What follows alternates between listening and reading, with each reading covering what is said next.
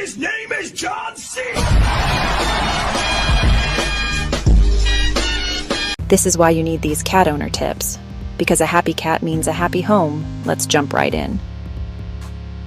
First, always keep your cat's litter box clean. Trust me, a dirty box equals a grumpy kitty. Second, provide fresh water every day. Hydration is key.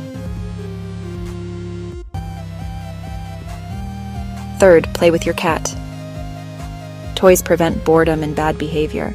Climbing trees prevent boredom and bad behavior. Fourth, keep dangerous foods out of reach. Onions are toxic, keep them away. Chocolate is poisonous to cats, avoid it. And finally, schedule regular vet visits. Prevention beats cure every time. Follow these quick tips and your cat will love you even more. Hit subscribe for more perfect advice.